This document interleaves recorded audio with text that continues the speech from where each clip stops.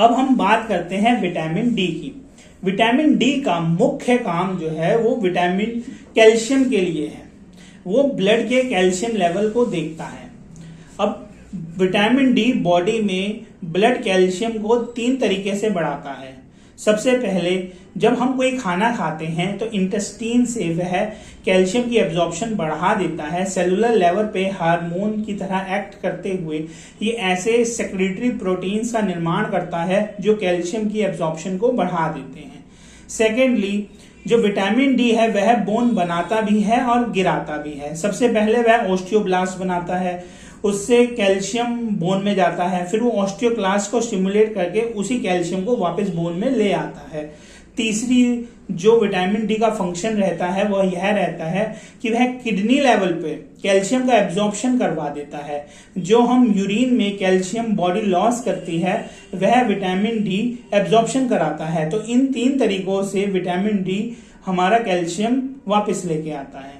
इसके अलावा ये देखा गया है कि विटामिन डी हृदय के सेल्स में होता है।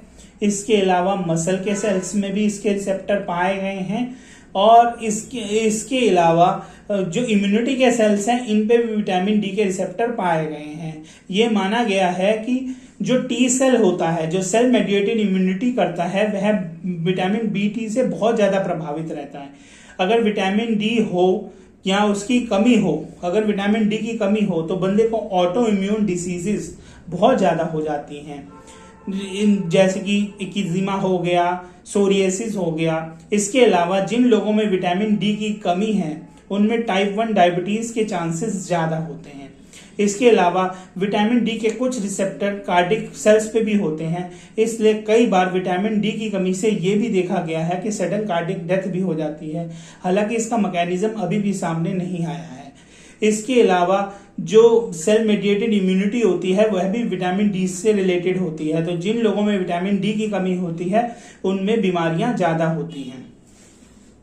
को मेरी ये वीडियो पसंद आई हो तो और जो मैंने इन्फॉर्मेशन दी है उससे आपको लगता है कि आपके ज्ञान में वर्धन हुआ है तो आप मेरे इस चैनल को लाइक, सब्सक्राइब और शेयर जरूर करें। अगर मेरी इस वीडियो में आपको कोई बात समझ नहीं आती है तो आप कमेंट में वो मुझसे पूछ सकते हैं। मेरी पूरी कोशिश है कि किताबों से पढ़ी हुई जो भी विद्या मैंने अर्जित करी है, इसके अलावा जो क्लिनिक्स में 10 साल का मेरा अनुभव है वह मैं आपके साथ साझा करूं और आपको ऐसी डेफिशिएंसी डिसीजेस से बचाऊं जो प्रिवेंट हो सकती हैं, जो केवल डाइट, लाइफस्टाइल से बदली जा सकती हैं। इसके साथ साथ मैं आप सबको एक काम और देना चाहूंगा।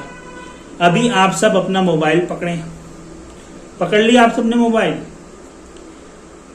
मोबाइल पकड़ें, मेरे चैनल पे जाएं और उसको लाइक और सब्सक्राइब कर दें, क्योंकि वैसे तो आप लोग कर नहीं रहे हैं, मेरे ऐसे जबरदस्ती कराने से ही आप करेंगे।